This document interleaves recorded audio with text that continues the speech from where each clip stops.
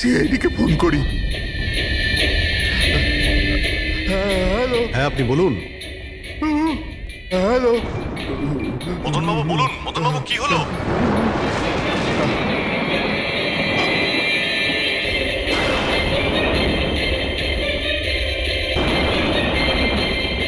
না না।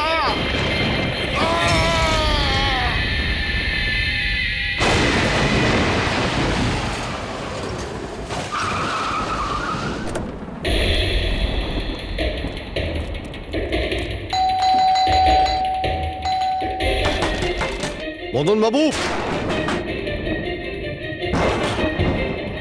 মদনবাবু, মদনবাবু, মদনবাবু,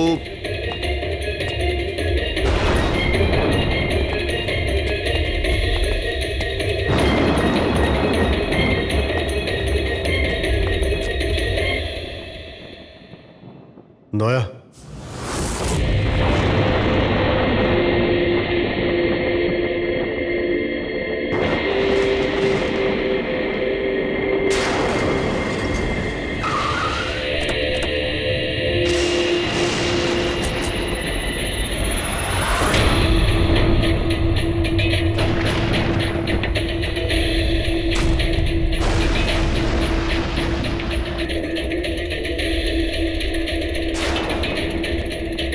মদনবাবু, এই কে? এই কে এখানে?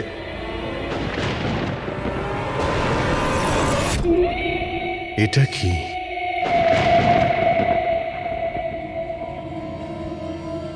পুতুল?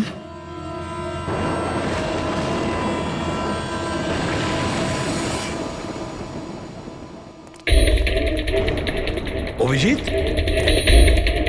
স্যার, আমরা দেরি করে ফেলেছি।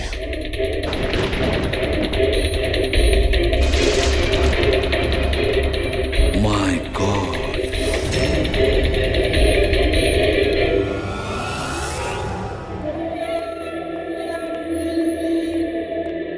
এই নিন। আস্তে আস্তে আস্তে।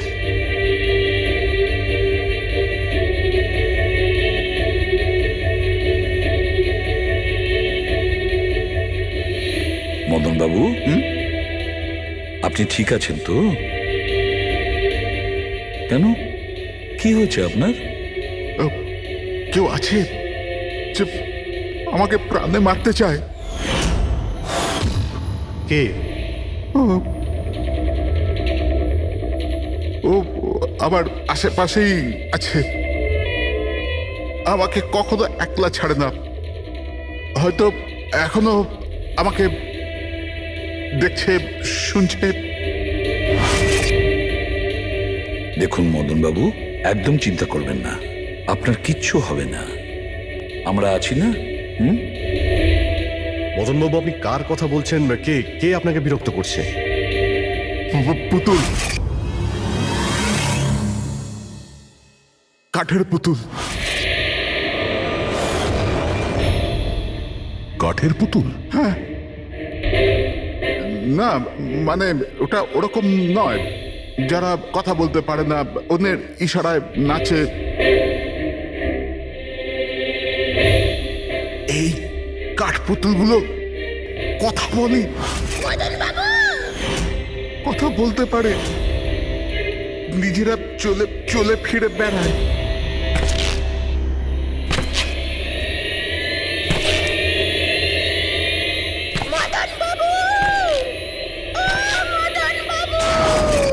কথা বলা কাঠের পুতুল? হ্যাঁ, আমি জানতাম আপনাদের আমার কথা বিশ্বাস হবে না, কিন্তু কথাটাই এরকম যে কেউই করবে না।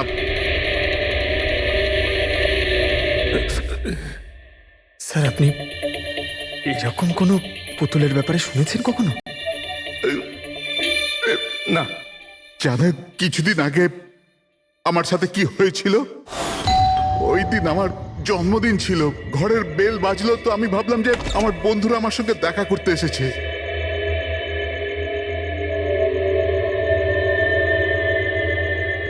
এত রাত্রে কে বেল বাজালো? অদ্ভুত তো। মদন বাবু,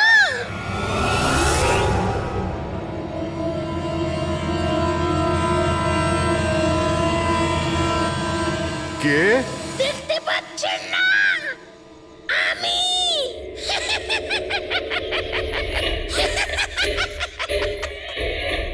আরে আমি এত অবাক হওয়ার প্রয়োজন নেই। জানেন কি এখানে আমি কেন এসেছি? কেন? তোমার প্রাণ নিতে। কি?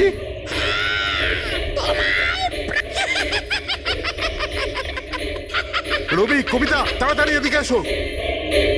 কি হয়েছে দাদা? কে? এ এ পুতুলটা এটা বলছে যে এ আমার প্রাণ নিয়ে নেবে। কি? হ্যাঁ দাদা, এটা একটা নির্জীব পুতুল। হ্যাঁ, ওটাই তো। তো এটা আপনার প্রাণ কি করে নেবে? দাদা তুমি আমাদের সাথে মজা করছো? হ্যাঁ, না, তোমরা কি বলছো রবি? আমি এরকম অদ্ভুত মজা কেন করব, তাও আজকের দিনে? আরে আমি নিজে শুনেছি যে ও বললো যে ও মেরে ফেলবে এক আমাকে। মিনিট, আমি দেখছি। কি? আস্তে আস্তে রবি। শান্ত হন।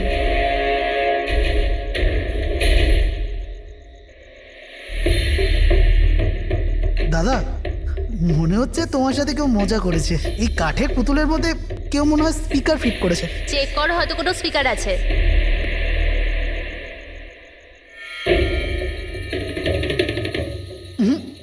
না, এখানে তো কিছু নেই। এখন কোথায় ওই পুতুলটা? কি করে থাকবে? আমি ওই সময় ওকে একদম ভেঙে চুরে জ্বালিয়ে দিয়েছি, শেষ করে দিয়েছি। হুমকি দিচ্ছিল আমাকে। ওকে আমি কিভাবে এমনি ছেড়ে দিতাম? আপনি কি সত্যিই দেখেছিলেন? হ্যাঁ, আমি মদনবাবু, এটা হতে পারে যে আপনি কোনো স্বপ্ন টপ্ন দেখেছিলেন। না, আমি দেখেছিলাম ও একলা। আমি আর একবার নয়, এরকম আমার সাথে বেশ কিছুদিন পর। আমার মনে হয় মদন বাবুকে মারার সব থেকে ভালো উপায় এই যে ওনার বুকে ছুরি ঢুকিয়ে দিয়ে। এতে তো পুরো মেঝে রক্তে খারাপ হয়ে যাবে। সবচেয়ে বেস্ট উপায় হলো মদনবাবুকে বিষ দেওয়া হোক। একটা কাজ করা যাক, কেন না ওনার গলায় টিপে দেওয়া যাক। তো আপনি বলে দিন মদনবাবু, আপনি কিভাবে আপনার মৃত্যু হওয়া পছন্দ করেন? এই, মদন বাবু কোথায় যাচ্ছেন?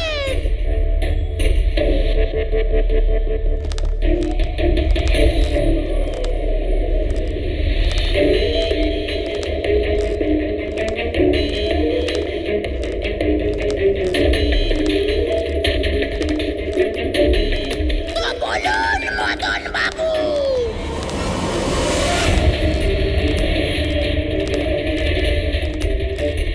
কিভাবে আপনি মরতে চান? বলুন মদন বাবু।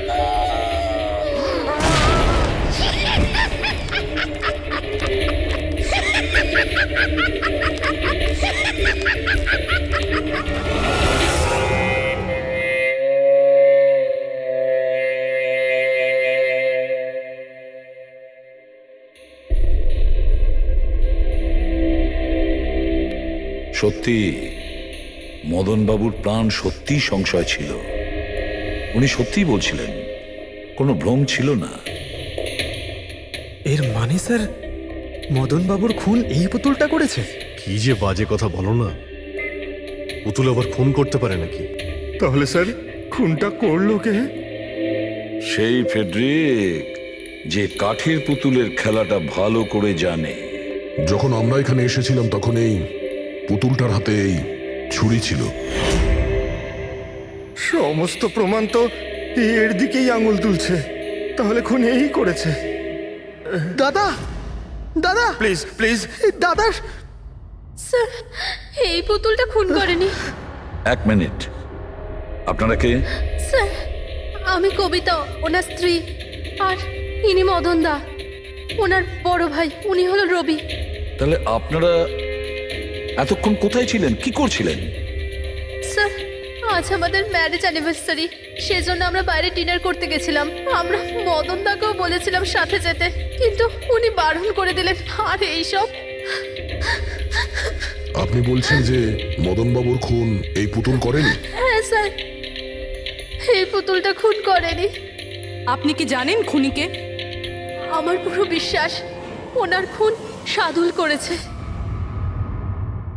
উনি উনি ওনার উপর বদলা নিতে চেয়েছিলেন।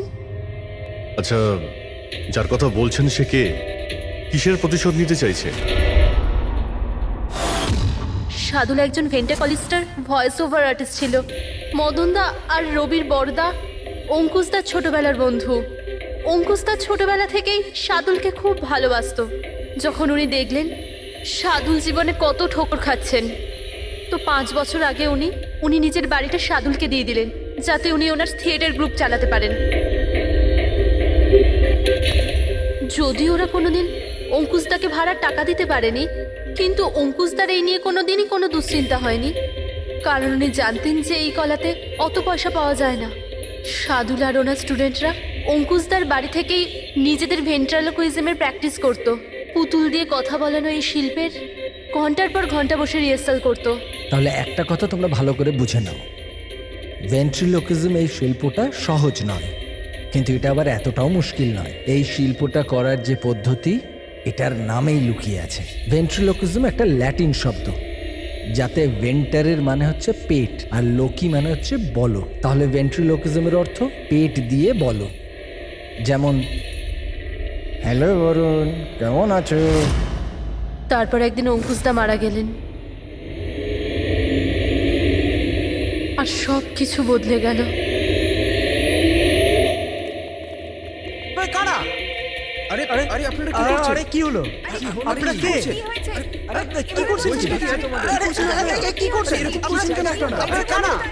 কি হয়েছে? কি সমস্যা? আরে আপনারা চাইছেনটা কি? আরে রবি, বলবান, কি হচ্ছে এখানে? কি হচ্ছে? এই যে এতদিন ধরে তোমরা বিনা পয়সার ফুটুনি মারছিলে না, আজ থেকে বন্ধ হয়ে গেল। আমি এখানে কোনো ধর্মশালা খুলে রাখিনি। কিন্তু বলবন্ত, অঙ্কুশ তো বলেছিল যে... কে অঙ্কুশ? যে মরে গেছে, যে আর বেঁচে নেই, পৃথিবীতে আর নেই। এতদিন পর্যন্ত ওর পদ্ধতিতে চলেছো, আজ থেকে আমার পদ্ধতিতে চলতে হবে। বুঝতে পেরেছো? চলো, জায়গা ফাঁকা করো। রবি, বোঝাও তোমার দাদাকে। ও কি বোঝাবে আমাকে? আমি বুঝতে পারি তো সবকিছু। আর যদি এখানে থাকতেই হয় তো ভাড়া দিতে হবে। ভাড়া? হ্যাঁ, ভাড়া। কত ভাড়া দিতে হবে আমাদের? 4 লাখ।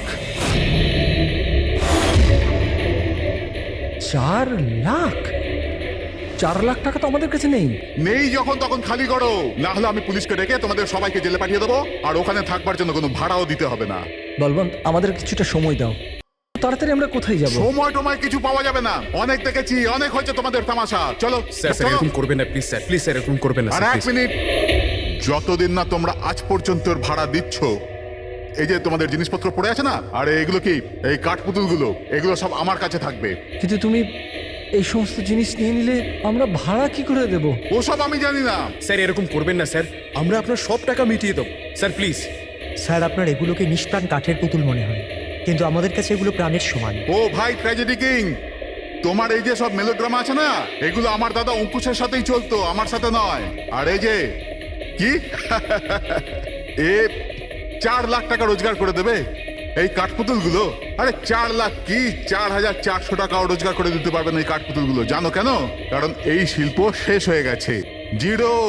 এই যে তোমাদের গুরু আছে না সাদুল, ওরই মতো কোনো কাজের নয়, লুজার, একজন লুজারও, বুঝলে? বেরো বেরো। এই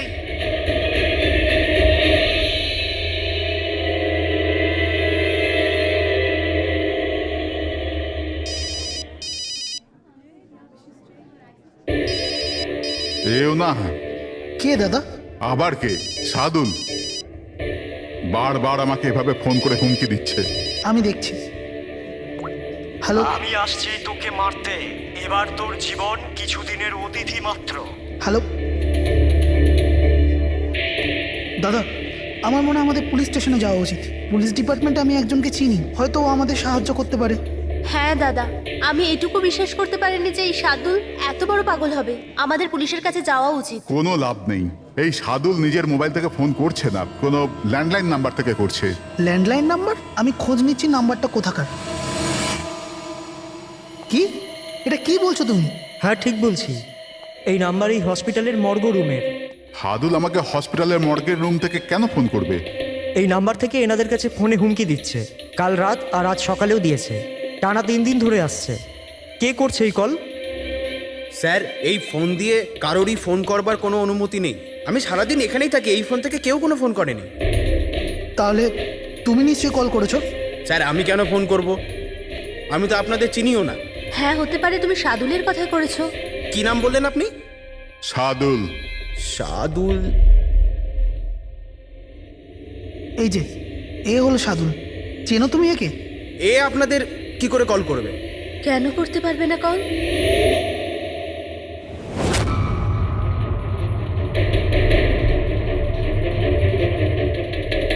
এ কিভাবে হয়ে গেল? সাদুল 3 দিন আগে ইনি মারা গেছেন, তাহলে ইনি ফোন কি করে করবেন? কিন্তু এর মৃত্যু হলো কিভাবে? ইনি ড্রিঙ্ক করেছিলেন, একটা গাড়ি এনাকে উড়িয়ে দিয়ে চলে গেছে, ওখানে ওনার মৃত্যু হয়। যদি ও এখানে মরে পড়ে আছে তো আমাকে হুমকি দিয়ে ফোন কে করছে?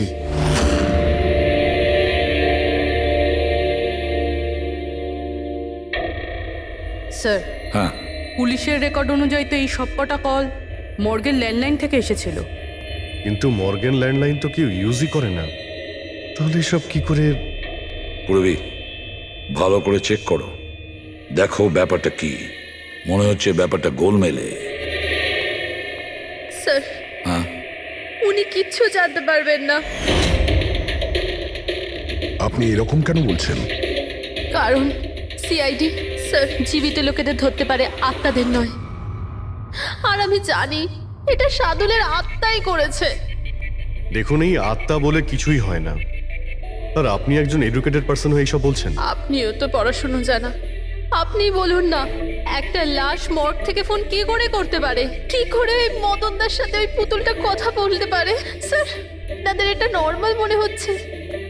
আপনারাও এমন কিছু ফিল করেছেন যেটা মদনবাবু করেছিলেন? হ্যাঁ স্যার। না, বাঁচাও, আমি তোমাদের ছাড়বো না। তোমরা খুব বিরক্ত করছো আমাকে, তোমাদের সবাইকে মেরে ফেলবো আমি, ছাড়বো না। দাদা, সরে যাও। না দাদা কি হলো? এদিকে আসবে না। আরে কিন্তু দাদা এটা কি করছো তুমি? দাদা কি? কাঠপুতুল আছে এখানে, সরে থাকো। কাঠের পুতুল? আমাকে মারতে এসেছে, আমি বলেছিলাম না। দাদা 1 মিনিট দাদা এটা কি করছো তুমি? রবি এই এই আওয়াজটা ওপর থেকে আসছে। হ্যাঁ কিন্তু উপরে তো কিছুই নেই, পুরো তো স্টোর রুম আছে আর একটা বন্ধ ঘর আছে। Store room? হ্যাঁ, ওই স্টোর রুমের মধ্যেই তো আমি সমস্ত কাঠপুতুলগুলো একটা বড় বাক্সের মধ্যে তালা লাগিয়ে বন্ধ করে রেখেছি। কাঠের পুতুল? ওগুলো সব বাইরে চলে এসছে কিভাবে? কি?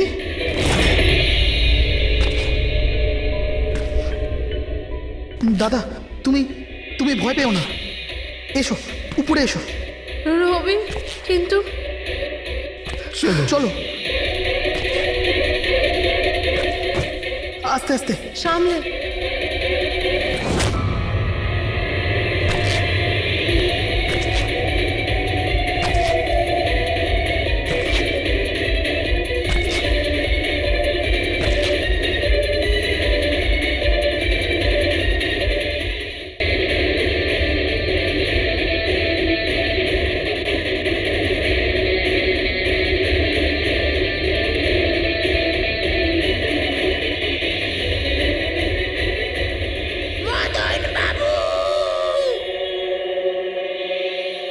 দাদা আওয়াজ এই ঘর থেকে আসছে। হ্যাঁ এসো।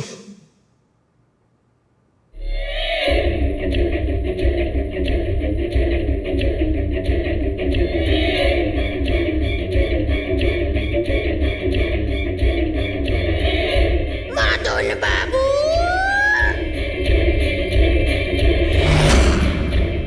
মদন বাবু, কেমন লাগলো আমার সাথে দেখা করে? ভাবলাম মারবার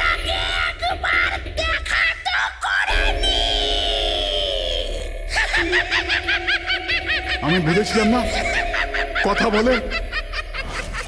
স্যার, মদন দাদা সব পুতুলগুলোকে বাক্সে বন্দি করে রেখেছিল, কিন্তু কি করে জানি না এই পুতুলগুলো কোথা কোথা থেকে বেরিয়ে আসছিল। আমরা ওই বাক্সটাও দেখতে চাই, ওই রুমটাও যেখানে ওই তোমরা কাঠের পুতুলটা দেখেছিলে, সেটা কোথায়? স্যার দুটো ঘরই উপরে স্যার। চলো দেখাও। আসুন স্যার।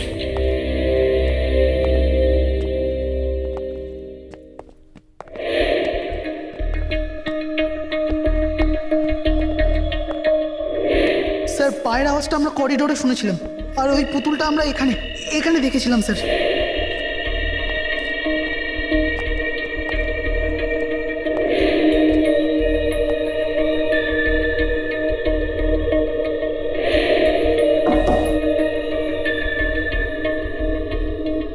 আচ্ছা এটা বলুন যে এই রুমটা এত ফাঁকা কেন? স্যার আমি ভেবেছিলাম কি এখানে ট্রেডমিল আর বাইসাইকেল রাখবো, একটু এক্সারসাইজ করব, কিন্তু সময় পাইনি।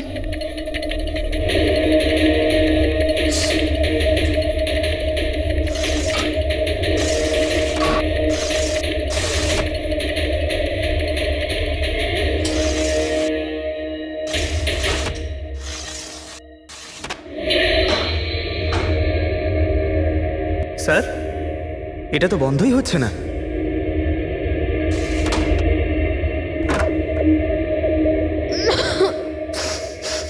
আসুন স্যার। স্যার এই ওই পেটিগুলো যেখানে পুতুলগুলো বন্ধ করা আছে। একটু লাইটটা অন করবেন? হ্যাঁ।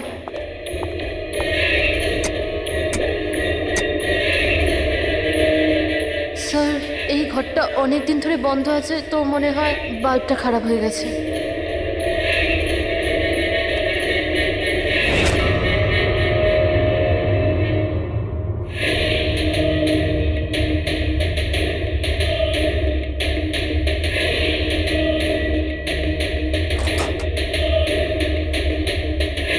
স্যার প্রত্যেকটা বক্সে তালা লাগানো আছে।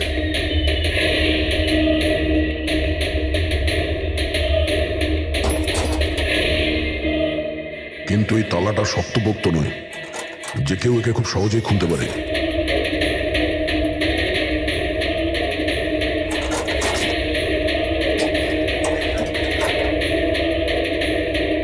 এতগুলো পুতুল,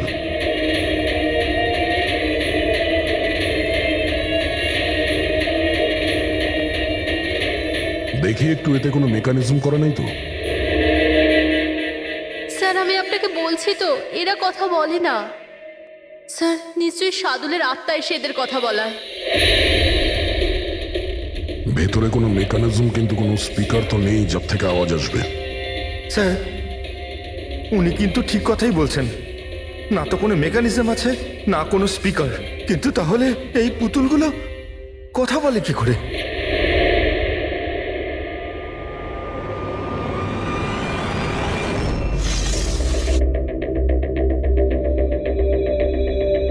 লকটা কি খারাপ? লকটা খারাপ স্যার। এখান থেকে তো সহজেই কেউ ভিতরে ঢুকতে পারে, সিঁড়িও রয়েছে আর পাইপও রয়েছে, যে কেউ সহজেই ঢুকতে পারে।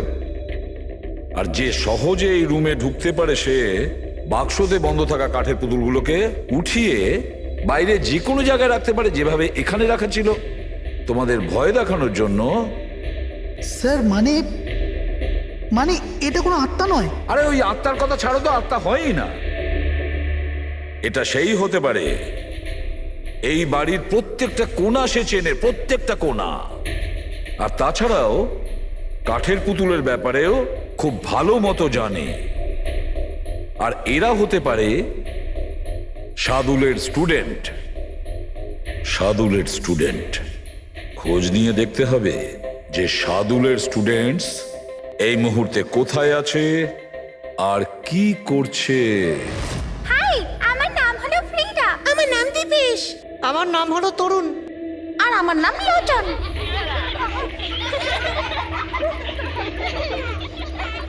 আজ আমি তোমাদের একটা দারুণ গল্প শোনাতে চলেছি। না, সবসময় কেন তুমি শোনাবে গল্প? আরে তুই তো আপত্তি কিসের? হ্যাঁ হ্যাঁ, ফ্রিডা তোমার আমার সবসময় ভালোর প্রয়োজন পড়ে। হ্যাঁ দীপেশ, তুমি একদম ঠিক বলেছো। পরিশ্রম আমরা করি আর ফেমাস তুমি হয়ে যাও। তোমার পুতুলও তো সেই কথাই বলছে। স্যার বুঝতে পারছি না স্যার, এটা এই পুতুলগুলো কথা বলছে কি করে? আরে পঙ্কজ, এটা একটা আর্ট, ভয়েস চেঞ্জ করার আর্ট। এটাকে বলে ভেন্ট্রিকুলিজম। একদম। কথা তো এরাই বলছে, কিন্তু মনে হয় যেন এই আওয়াজ পুতুলের মুখ থেকে বেরোচ্ছে। কিন্তু স্যার এরা কোথায় কথা বলছে? আপনি দেখুন না, এদের তো ঠোঁটটা পর্যন্ত বন্ধ। দেখো আমি বলছি আমি বেস্ট। এটাই তো শিল্প পঙ্কজ, মুখ না খুলে এত পরিষ্কার কথা বলা। আওয়াজ এখানে এই পেট থেকে বেরোয়। ওই আর্টটাও এদের মতো শিল্পীরই তৈরি করা। ওই পুতুলগুলো এই আর্টের দ্বারাই মদনবাবুর সঙ্গে কথা বলে, আর ওই নিউজ রিডারও। কিন্তু স্যার এরা তো পুতুলগুলোকে হাত দিয়ে নাড়াচ্ছে স্যার। হ্যাঁ, এরকমই তো হয় পাপেট শুয়ে। কিন্তু মদন বাবু ওই পুতুলটা দেখেছিল স্যার, ওটাতে কেউ হাত দিয়ে নাড়াচ্ছিল না, আর না কথা বলছিল এভাবে। হ্যাঁ ঠিক আছে, হতে পারে কোনো মেকানিজম ফিট করেছিল ওই পুতুলে, যেটা কোনো রিমোট কন্ট্রোল দিয়ে অপারেট করা হতো। স্যার কিন্তু রবি বলছিল যে ওর ভেতর কিচ্ছু নেই, কিচ্ছু নেই। সাউন্ড মেকানিজম ছিল না, কিন্তু ওর মাথার ভেতরে কোনো মেকানিজম ছিল, যার কারণে ওর মাথা আর মুখটা নড়তো, যেটা হতে পারে রবি দেখেনি। এইরকম পুতুল তৈরি করা শার্দুল বা ওর কোনো স্টুডেন্টেরই কাজ হতে পারে। যে মদনবাবুর বাড়ির কোনা কোনা চেনে, এরা জানতে পারে ওই জানলার ব্যাপারে, যার লকটা ভাঙা ছিল। বাড়িতে ঢুকে প্রত্যেক জায়গায় পুতুল বসানো আর ওদের দিয়ে কথা বলা তো এদের বাঁ হাতের কাজ। কিন্তু স্যার মর্গ থেকে এরা কল কি করে করলো? স্যার, হ্যাঁ, স্যার স্যার জানতে পেরে গেছি যে মর্গ রুমের ফোনগুলো কিভাবে আসছে। কিভাবে? স্যার এর জন্য স্কুফিং সফটওয়্যার ব্যবহার করা হয়েছে। স্কুফিং সফটওয়্যার? সেটা আবার কি? স্যার এক্ষুনি বলছি।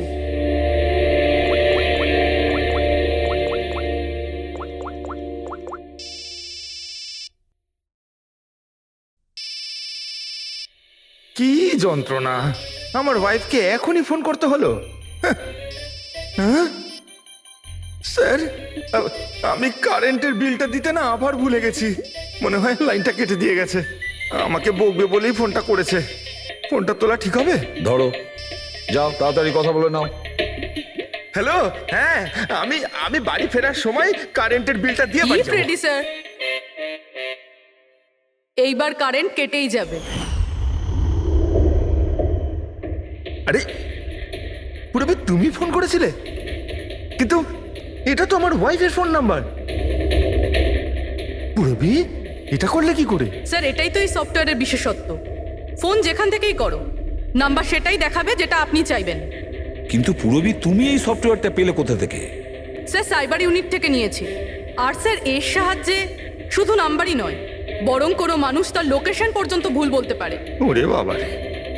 স্যার ভীষণ বিপজ্জনক সফটওয়্যার কিন্তু। খুনি মর্গের নাম্বার এই জন্যই ব্যবহার করেছে যাতে আমরা ভাবি এই পুরো ব্যাপারটা সাদুলের আত্মা করেছে। সাদুলের আত্মার কাজ। আচ্ছা বাচ্চারা, তোমাদের সঙ্গে দেখা করে খুব ভালো লাগলো। পরের বার আবার দেখা হবে। বাই। সাবধানে যাও তোমরা। Bye bye bye bye bye. হ্যাঁ বলুন, কিভাবে আমি আপনাদের সাহায্য করতে পারি? হ্যাঁ, তোমরা সাহায্য না করলে আর কে করবে? আসলে আমরা এটাই জানতে চাই যে মদনবাবুকে ভয় দেখানোর প্ল্যান তোমাদের মধ্যে কে করেছিল? আমরা ঠিক বুঝলাম না। আচ্ছা, তোমরা কিছু বুঝতে পারলে না? হ্যাঁ, না স্যার, আমি বুঝতে পারলাম না। আমি নির্দোষ। খুব হাসি পেল। হ্যাঁ, একটা লোক মারা গেছে আর তোমাদের সবার হাসি পাচ্ছে। মৃত্যু? কার মৃত্যু? মদন বাবুর খুন হয়েছে ওনার। সিআইডি থেকে আসছি আমরা। সিআইডি? হ্যাঁ, সিআইডি। আর আমাদের সন্দেহের তালিকায় তোমরা সবাই আছো। কাল তোমরা কোথায় ছিলে? কাল আমি আমার বন্ধু শালিনীর বাড়িতে ছিলাম। ওর বাড়ির লোকদের জিজ্ঞেস করতে পারেন। আর তুমি কোথায় ছিলে? স্যার আমরা লোচন আর আমি একটা শোয়ের জন্য গিয়েছিলাম পুনেতে, আজ সকালেই ফিরেছি। পুনা কিসে গিয়েছিলে পুনায়? ক্যাব বুক করে আমার কাছে ইনফরমেশন আছে, আপনি চাইলে দেখতে পারেন। এই দেখুন। কি ব্যাপার, এত ঘামছো কেন তুমি? হ্যাঁ, কাল রাতে তুমি কোথায় ছিলে? স্যার ওই আমি বলছি, তুমি কাল রাতে মদন বাবুর বাড়িতে ছিলে কিনা? হ্যাঁ হ্যাঁ ছিলাম ওখানে, কিন্তু আমি কাউকে মারিনি। তাহলে ওখানে কি করতে গিয়েছিলে? হ্যাঁ স্যার আমি তো শুধু মদনকে শিক্ষা দিতে চেয়েছিলাম, যেটাও সাদুল স্যারের সাথে করেছে, খুব খারাপ করেছে। আর হ্যাঁ, আমাদের মাঝে আজ যে সাদুল স্যার নেই তার একটাই কারণ, সে হচ্ছে মদন। ওনার জন্যই উনি মদ খাওয়া শুরু করেছিলেন আর সময়ের আগেই মারা গেলেন। তোমরা ভেবেছো খুনের বদলা খুন? না না স্যার, আমরা শুধু ওনাকে ভয় দেখাতে চেয়েছিলাম। গৌরবের প্ল্যান ছিল এটা। হ্যাঁ স্যার, গৌরবই কালকে রাতে আমাকে ফোন করে ডাকে, ওই 11:30 12টার আশেপাশে, কিন্তু আমি একটু লেট হয়ে যাই আর 12:30টায় গিয়ে পৌঁছাই।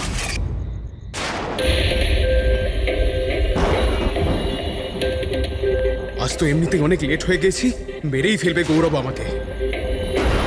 চলে গেছে হয়তো ভিতরে, এবার ওকে ইশারা কি করে করবো?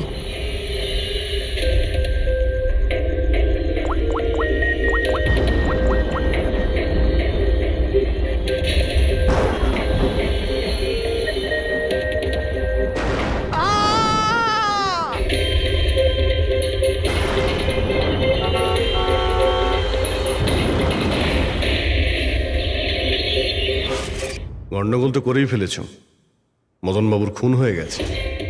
স্যার আমার এই খুনের সাথে কোনো রকম সম্পর্ক নেই। আর গৌরবের? স্যার এটা তো গৌরবই বলতে পারবে, তাই না? ঠিক আছে, গৌরবকে ডাকো। কোথায় ও? গৌরব তো এখন গোয়াতে আছে। গোয়াতে কেন? স্যার এটা জানি না।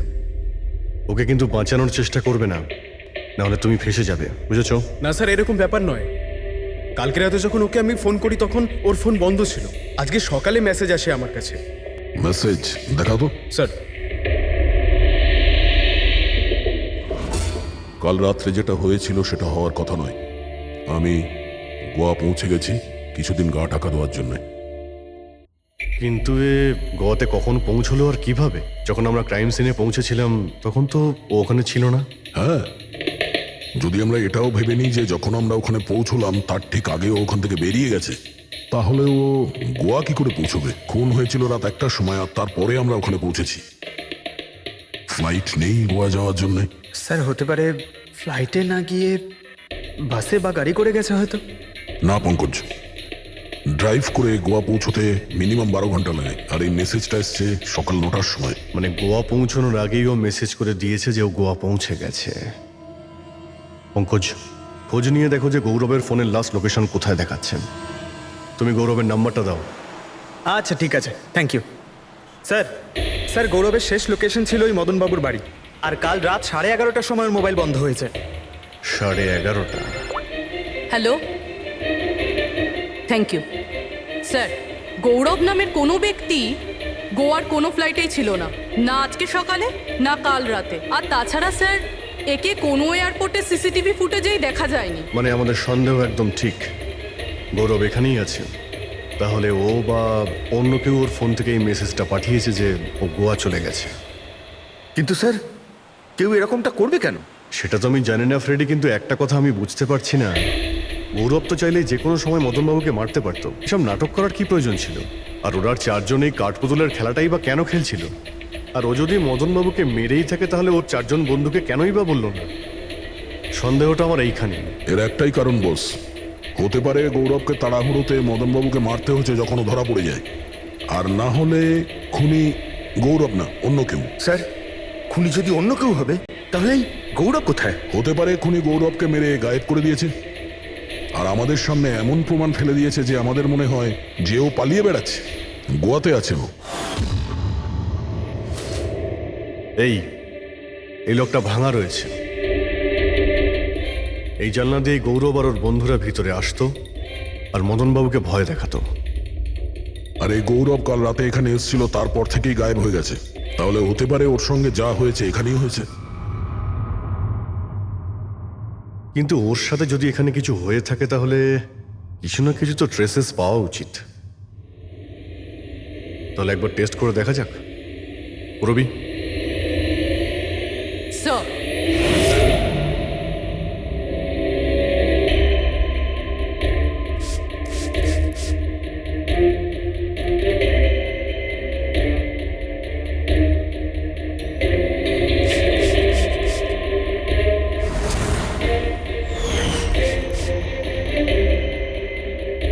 স্যার আপনার সন্দেহ ঠিক ছিল, এখানে তো রক্ত রয়েছে। ও যখন এই দরজা দিয়ে বাইরে বের হয়েছিল তখনই ওর ওপরে কেউ আক্রমণ করে। স্যার এদিকে তো কোনো চিহ্নই নেই। ওদিকটা দেখো। এই যে স্যার, ওখানেও দেখো।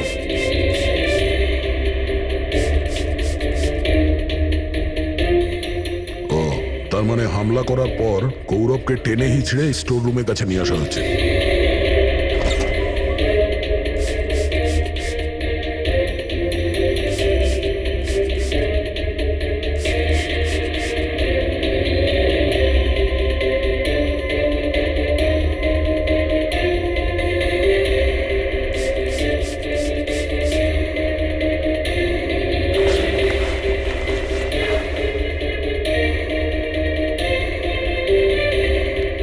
রক্তের দাগ তো এতটা অবধি রয়েছে, তার মানে গৌরবকে এখানেই। আর আমরা এখানে এলাম কিন্তু আমরা জানতেই পারলাম না। আর তারপরও গায়েব হয়ে যায়। মনে হচ্ছে এখন বডিটাকে কোথাও পুঁতে দিচ্ছে এই বাড়ির লোকেরা।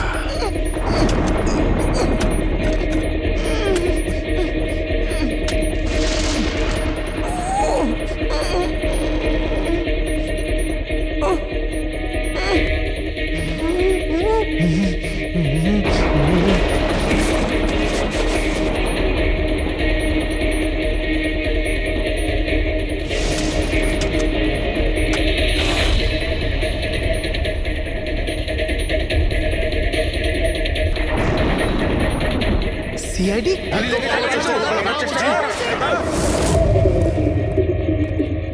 শুনে যাও। পিছিয়ে যাও। স্যার, হ্যাঁ, জীবিত আছে। তাড়াতাড়ি হসপিটালে নিয়ে যাও। তোমরা কবর দিতে চাইছিল ওকে? হ্যাঁ, কিন্তু আপনি কি করে জানলেন আমরা এখানে? আজকাল মোবাইলের মাধ্যমে আমরা অপরাধীকে ধরে ফেলি।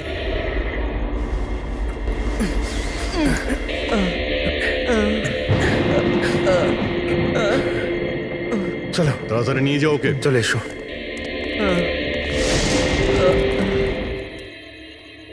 ওই স্বার্থপর আর লোভী মানুষটার মরে যাওয়াই ঠিক ছিল। অঙ্কুশদা মারা যাওয়ার পর মদনদা নিজেই সব প্রপার্টি দখল করতে চেয়েছিল। আমরা কি পেতাম? লবণঙ্কা। আমরা এই প্ল্যানটা তখন বানালাম যখন বাড়িতে ওই কাঠপুতুলের ঘটনাগুলো ঘটছিল। আমরা জানতাম স্যার কোনো আত্মা টাত্মার চক্কর নয়। এই জন্যই আমরা এক রাত জাগলাম যাতে এই পুতুলটার রহস্যের পর্দা খুলতে পারি। আর তারপরে তোমরা গৌরবকে ধরে ফেলো। হ্যাঁ,